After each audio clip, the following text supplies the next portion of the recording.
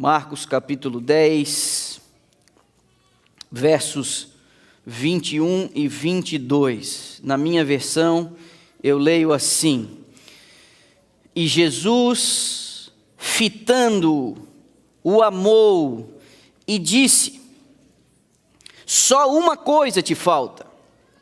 Vai, vende tudo que tens, dá aos pobres e terás um tesouro no céu. Então vem e segue-me.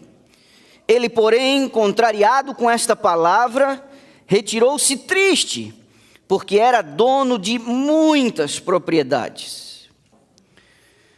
Existem várias formas de analisar esse episódio registrado por Marcos. É possível que você já tenha ouvido muitas vezes essa história. E é possível também que num primeiro momento isso não pareça muito interessante a você. Os três primeiros evangelhos, Mateus, Marcos e Lucas, contam essa história. E há muita similaridade entre os relatos. Mas cada um dos evangelhos acaba por fornecer um detalhe adicional e nos ajuda a montar uma espécie de mosaico. Quando nós colocamos os três relatos e os examinamos de maneira separada, detalhadamente, a gente consegue perceber que existem pedacinhos diferentes em cada um deles. E talvez você acabe percebendo nessa manhã que há mais sobre você nessa história do que num momento você imaginou. Eu, particularmente, passei muitos anos achando que essa história não tinha nada a ver comigo. E a razão é óbvia. Eu não sou rico. Certo dia, um amigo próximo, que era ancião da igreja, me disse assim, rindo, mas ao mesmo tempo com pena, né? Vocês pastores ganham muito pouco para ter que lidar com tantos problemas. Eu entendi o que ele quis dizer, a gente deu risada juntos, mas eu acabo discordando disso, porque o meu salário aqui, ele é suficiente.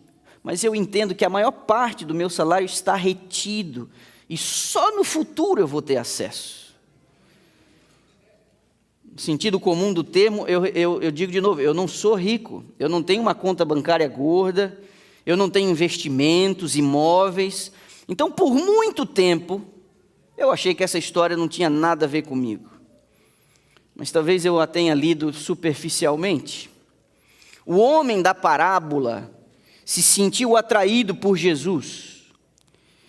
E o que nos surpreende neste relato é que isso não foi suficiente. Eu disse parábola, mas não é parábola. O homem dessa história, ele se sente atraído por Jesus e a história sugere que essa atração por Jesus não foi suficiente para ele.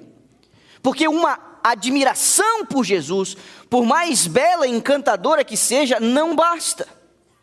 Viver um moralismo religioso também não é suficiente, semelhante a ele. Olha, isso eu tenho feito a minha vida inteira.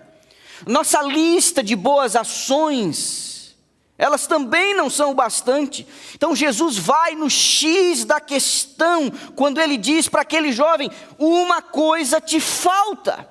Aqui, essa coisa adquire um elemento customizado, tem uma coisa para cada um de nós, única, diferente, personalizada. A sua coisa é diferente da minha, e a minha talvez não tenha nada a ver com você. Quando nós nos encontramos com Cristo, é Ele quem trata de dizer que coisa é essa que nos falta. O jovem da história tinha um problema com seu patrimônio. Seguir Jesus exige o abandono dessa coisa. E Jesus não admitirá o primeiro lugar no seu coração com nenhum outro rival, seja lá qual for. Ele não aceitará nada menos do que tudo da sua vida. E a minha oração nessa manhã é que o Espírito do Senhor ajude você a reconhecer qual é a sua coisa. E sem uma confrontação, não haverá cura. Hoje nós não vamos usar band-aids e Tilenol aqui, porque é possível que o nosso problema exija algo muito maior do que isso. Você poderá encontrar abrigo em igrejas que se dizem cristãs, vendendo um Jesus bonzinho demais para dar algumas palmadas, mas Cristo não está nesses lugares. Você vai poder encontrar abraços acolhedores em comunidades que se dizem cristãs, mas o que realmente elas estão fazendo é preparar pessoas para a destruição.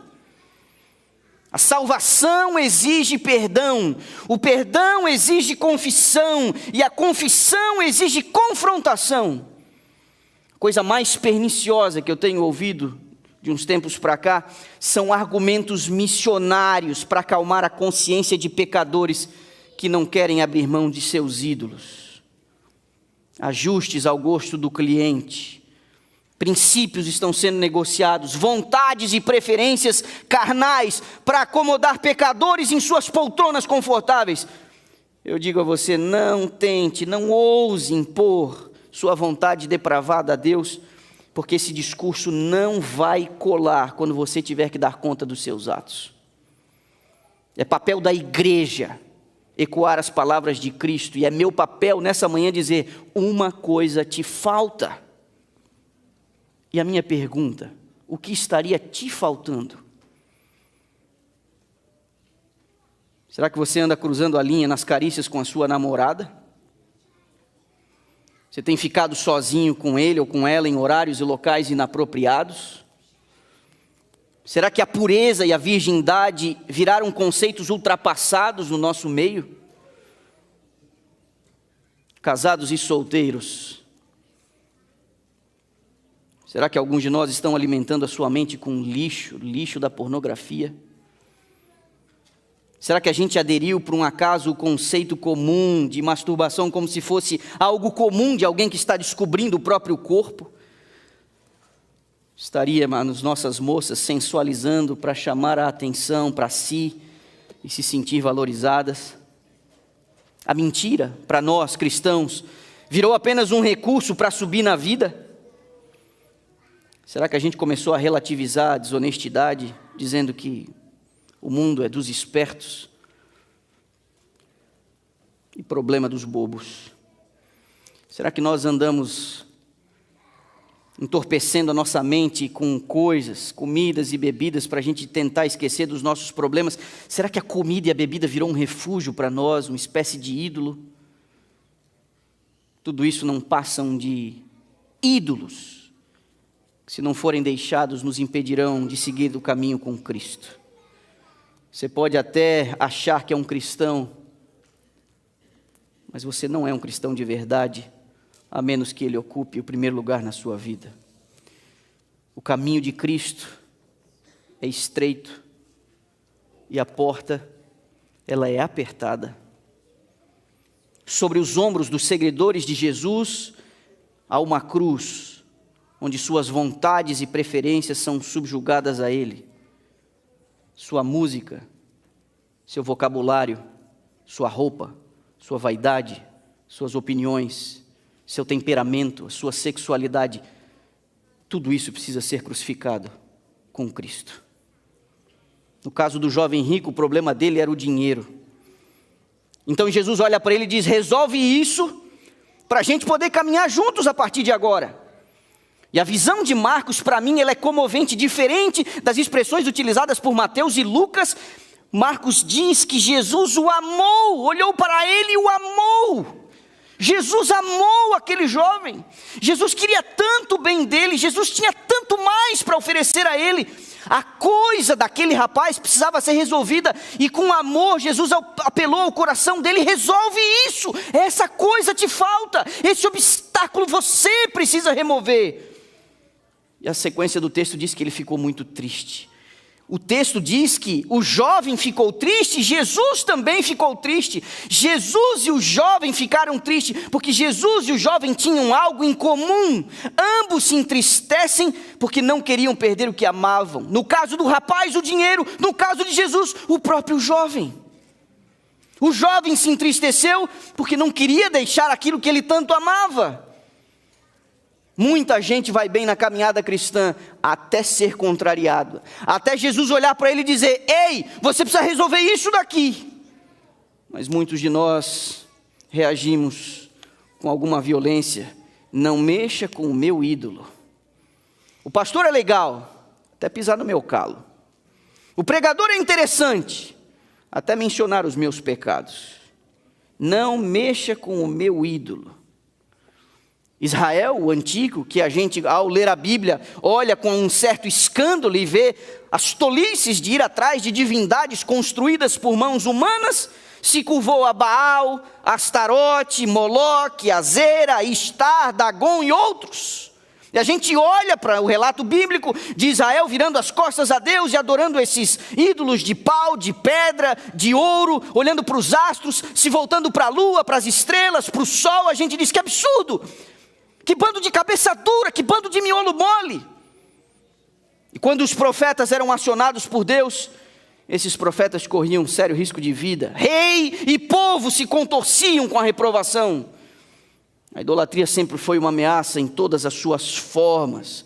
Por qualquer coisa que pretenda ocupar o lugar de Deus, se configura um ídolo. Mas nós vivemos hoje numa época em que os ídolos e a idolatria se tornou muito mais sofisticada. Há um inimigo mais perigoso que qualquer forma primitiva de idolatria. Pior que sacrifícios humanos, pior que prostituição cultural. É mais perigoso porque muitas vezes se disfarça em forma de piedade. É o nosso eu com alguns cantinhos, escondendo ídolos. A nossa tendência sempre é: não mexa com o meu ídolo. Não fale da minha roupa. Deus conhece o meu coração. Não censure a escolha da minha namorada. Quem é você para fazer distinção de pessoas? Não tem nada de mais do que eu bebo na minha xícara. Por que você quer implicar com a cor da minha unha ou com a minha bijuteria? Não entre aqui. Existem cômodos na nossa alma, áreas na nossa vida, que se alguém se atrever a dar pitaco, a gente vira um bicho. Mencionar algumas dessas coisas no púlpito, confesso a você, me cansa, porque nós já deveríamos ter superado isso. Um diácono com fita métrica na porta da igreja é de um mau gosto sem tamanho ali para medir a saia das senhoras. Sermões com listinhas de pode e não pode é de uma imaturidade indescritível. Mas desde a antiguidade tem sido assim, pela dureza do coração de vocês, Deus falou a Israel. A gente tem que citar coisas que o princípio por si só, se entendido, entesourado no coração, já teria dado conta. Já não nos seria suficiente as palavras de Paulo, modéstia, decência e bom senso? Não seria a nossa extravagância um atrevimento contra esse princípio, o princípio da modéstia? Não seria a sensualidade de homens e mulheres com suas roupas apertadas e decotes provocantes? Não seria isso uma indecência? Ou isso para nós já não é mais importante? Lembrar que cada lugar e ocasião exige um certo tipo de vestimenta não é um apelo ao bom senso. Um museu, uma repartição pública, uma corte tem um dress code, mas na igreja tem que aceitar o que eu quero usar. Isso é um assunto chato. A estética revela quem a gente é. E a gente não pode esquecer disso. Mas para os legalistas de plantão, não esqueça que ainda é possível dissimular um coração idólatra e corrupto por trás de uma saia de lã no tornozelo ou de um paletó e gravata. Uma coisa te falta, a pergunta é feita. E eu digo, o que seria para você? Abandonar as suas rixas familiares? Irmãos de bico um com o outro, por anos. Se reconciliar com seu irmão miolo mole. Você pode ter um preguiçoso que não ajuda, que não se importa com seus pais, e você está chateado com seu irmão. Mas nós vamos levar isso até quando? Essas rixas até quando? Abrir mão de opiniões políticas tolas que só fazem dividir amigos, igreja, família, colegas. Uma coisa te falta, e o que seria? Ouvir um pouquinho mais a sua esposa, deixando esse seu machismo orgulhoso de lado? Uma coisa te falta, o que seria? Respeitar o teu esposo, honrando e reverenciando a missão dele como pastor da sua casa? Como me cansa a falta de respeito entre os casais. Em que momento eles se esqueceram de que são uma só carne. Não ridicularize o seu marido. Não faça piada com a sua esposa. Se a falta de respeito entre o marido e a esposa, nada será mais natural do que filhos rebeldes. Escuta o que eu estou te dizendo. O que te falta? Qual é a sua coisa? Parar de falar mal dos outros como um canto do corvo, um canto sombrio. Não consegue controlar a língua. Parar de reclamar de tudo e de todos como uma vitrola velha. Uma coisa te falta. Que coisa é essa? A sua coisa é a sua coisa. Resolve isso. Jesus amou aquele jovem. E Ele não ama menos você do que amou aquele jovem. E eu digo a você, não deixe esse recinto triste. Como se resolver a sua coisa fosse difícil demais para você. A boa notícia é que a graça opera em todos nós, nos dando poder para resolver essa coisa. Se há em sua alma o mínimo impulso de resolver, isso já seria suficiente para Deus atuar na sua vida. Pelo pecado nós fomos separados da vida de Deus. A gente tem um tipo de paralisia.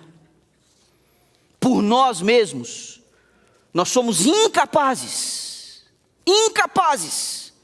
de viver uma vida santa, tanto quanto um paralítico é incapaz de levantar e andar. Se você está triste, lutando, olhe para cima. O Salvador se inclina sobre você, quem Ele adquiriu com seu próprio sangue, dizendo com inexprimível ternura e piedade: você quer ser curado? Ele pede que você se levante com saúde e paz.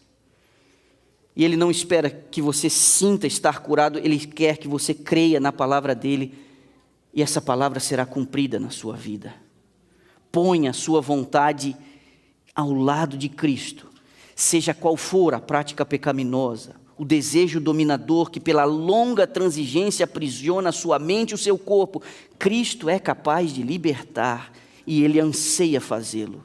Ele transmitirá vida à pessoa que está morta em sua transgressão. Desejado de todas as nações, páginas 151 e 152. Olhe para mim, minha igreja.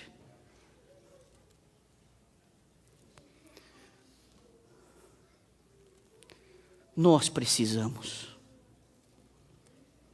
nos preocupar em saber qual é a vontade de Deus para a nossa vida. E Ele expressa isso em princípios através de sua palavra. Princípios. Às vezes é chato, desconfortável e constrangedor a gente ter que chegar aqui e destrinchar esse princípio fazendo uma listinha de coisas, como eu fiz hoje.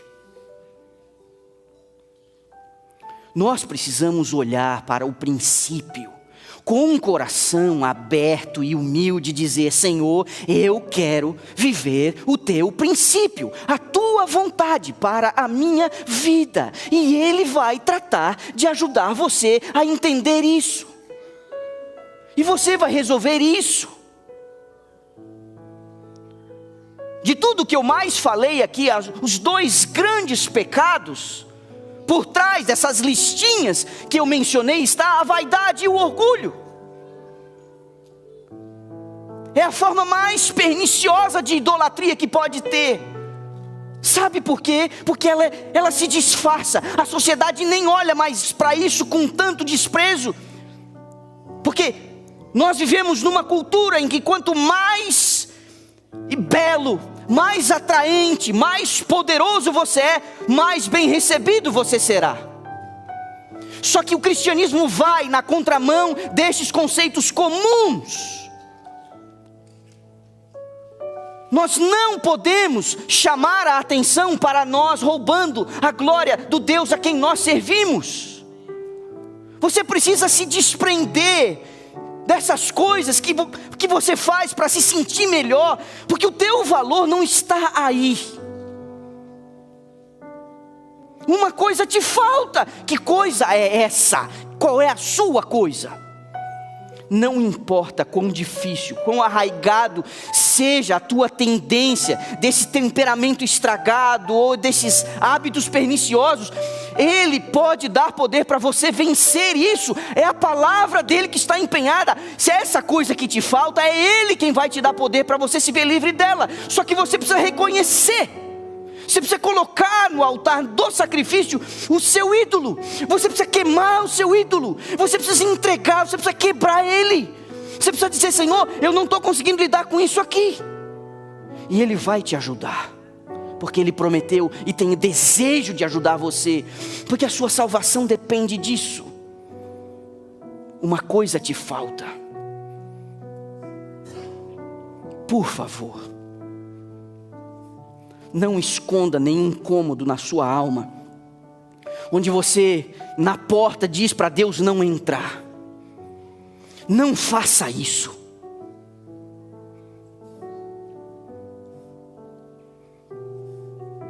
Nossa vaidade, o nosso apetite, o nosso orgulho, a nossa intransigência, os nossos rancores, tudo isso tem atrapalhado a nossa vida e tem feito com que Jesus fique no banco do carona.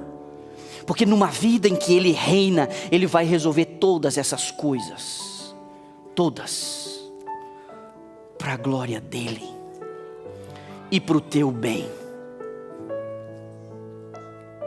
O rapaz ficou triste, porque ele amava demais aquele negócio da vida dele.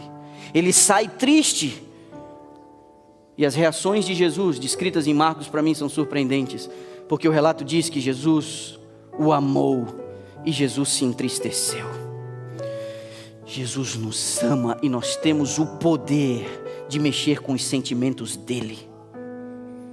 É com profunda compaixão que Ele se encurva sobre essa igreja na manhã deste sábado, olhando para dentro da tua alma, para os recintos mais secretos do teu coração. Ele sabe o que você precisa resolver e Ele está apelando a você nesse momento: entrega esse troço para mim, que eu vou te ajudar a resolver. Entrega esse mau hábito, entrega esse vício, entrega essa tendência, entrega isso para mim, que eu vou resolver. Nós vamos juntos. Mas não adia. Não caia na cilada de achar que você vai resolver isso para depois a gente começar a caminhar juntos, porque é eu quem tem que resolver isso para você. Você não tem poder para caminhar comigo a menos que eu resolva para você, mas você tem que me entregar. Eu vou resolver, mas você tem que me entregar. Pergunta: qual será a tua resposta na manhã desse sábado? Não mexa com o meu ídolo? Ou você vai dizer para Deus: tem misericórdia de mim, me ajuda. Eu preciso de ajuda. Eu já tentei, eu não consegui. Você vai ouvir uma canção agora. Uma canção que você já ouviu. E coincidentemente, eu pedi essa canção para o final. E essa canção foi também usada agora, antes de a gente cantar com a igreja. Se ele não for o primeiro. E eu quero fazer um apelo à minha igreja, a igreja que eu tanto amo, a Igreja Brasileira de Dallas. Enquanto nós estivermos cantando essa canção é um apelo a cada frase. Eu queria convidar você, se você tiver algum ídolo que você nessa manhã queira entregar a Deus, para dizer: Senhor, eu me rendo, resolve isso para mim. Eu queria que você viesse aqui à frente para a gente poder orar juntos enquanto elas estiverem cantando. Eu faço esse apelo a você. Eu não sei qual é a sua coisa, eu sei qual é a minha coisa. Eu sei qual é a minha coisa, quais são as minhas coisas, quais são as minhas lutas. Mas quer saber? Eu não quero trocar a eternidade por absolutamente nenhuma vontade que eu tenho. Eu não quero trocar o céu por absolutamente nada desta terra. Eu não quero trocar, nem que eu chegue lá em pedaços, me arrastando, sem uma perna, pobre, miserável. Eu quero ir para lá. Eu não tenho interesse nas coisas daqui. E a minha vontade, o meu ídolo, nessa manhã eu quero entregar a Deus. Não é fácil, mas é necessário. E o meu apelo é, durante essa canção, se você tem o seu apelo, se você tem o seu ídolo, atenda o apelo e vem aqui à frente e diga: Senhor, está aqui. Se aproprie do convite, do poder e da força que Ele está se oferecendo nesse momento. Eu vou estar aqui orando por você e por mim.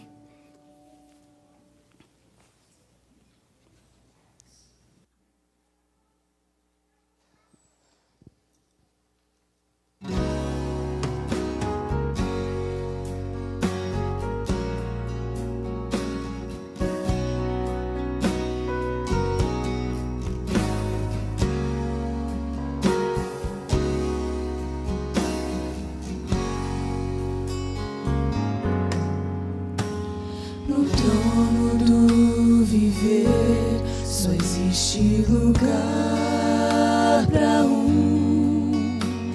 lugar de quem governa todo o ser.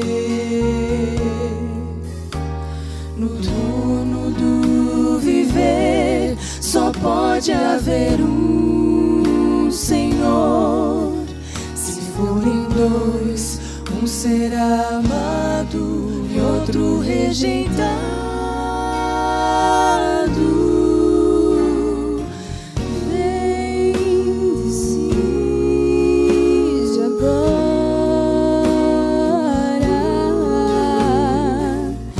quem vai ocupar seu coração. Mas lembre, se ele não for o primeiro em seu coração, então já não é mais nada, não passa de uma ilusão.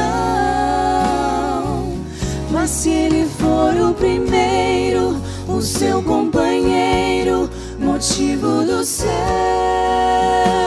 existir, você vai viver, você vai sorrir, você vai vencer.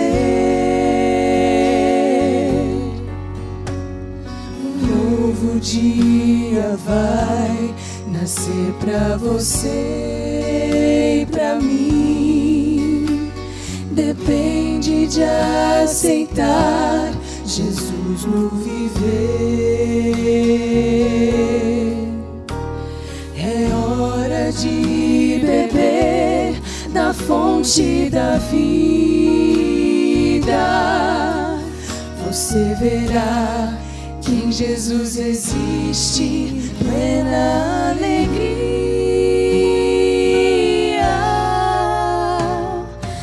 Vem, decide agora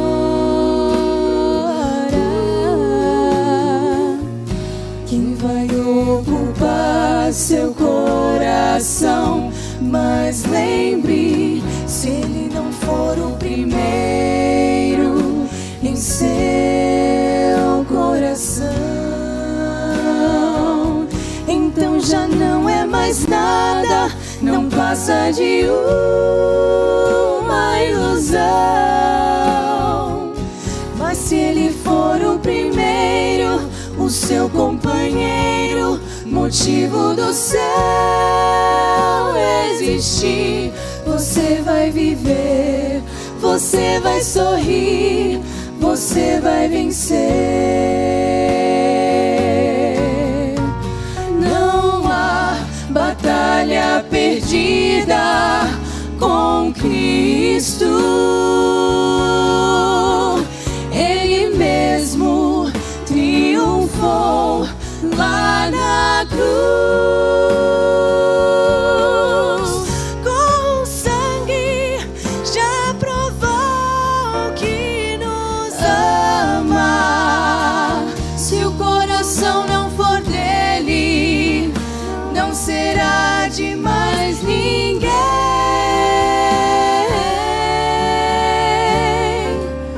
Se ele não for o primeiro em seu coração, então já não é mais nada, não passa de uma ilusão.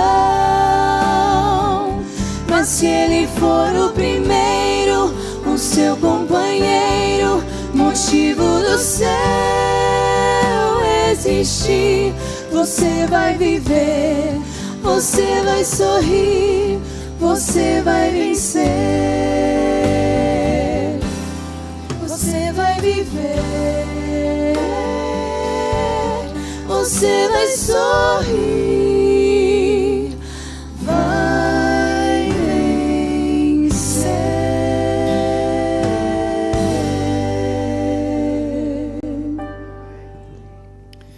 Querido Deus, nós não temos força para atender às exigências da Tua santidade e do Teu grande propósito para a nossa vida. Nós não temos força, mas o Senhor já sabe disso. Por isso, em Tua graça, a graça que nos basta, nela, o Teu poder vai se aperfeiçoar na nossa fraqueza.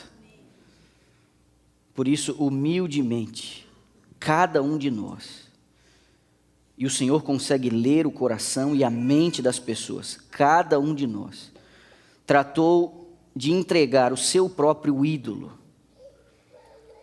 diante do Senhor nesse lugar, nesse momento, nessa hora, e nós queremos com fé saber que o Senhor nos dará força para a gente continuar lutando e resistindo todas as iniciativas do inimigo em nos seduzir com a idolatria, em colocar o nosso eu e a nossa vontade em primeiro lugar, que é o nosso pior inimigo, a nossa vontade, a nossa preferência, os nossos desejos. Esse é o pior inimigo. Então, Pai, por favor, que a Tua graça opere em nós de forma extraordinária para a Tua glória. Essa igreja, ela Te serve nesse lugar, com propósitos definidos nessa época, nesse tempo. E essa igreja precisa do poder do alto para cumprir o seu papel. E nós precisamos remover os obstáculos, nós precisamos remover o lixo, nós precisamos remover a idolatria do nosso meio, para que o Senhor possa ser soberanamente o rei deste lugar. Então, por favor, ouve a nossa prece, atende a nossa súplica e nos dá a alegria de uma nova vida e de uma caminhada ao Teu lado, porque o Senhor nos olhou nessa manhã e nos amou, e porque nós dissemos sim, nós não provocamos a tristeza no Teu coração, muito pelo contrário, nós aumentamos o Teu prazer e a Tua alegria em nós. E nós o fazemos no doce nome de Jesus Cristo, nosso Senhor. Amém.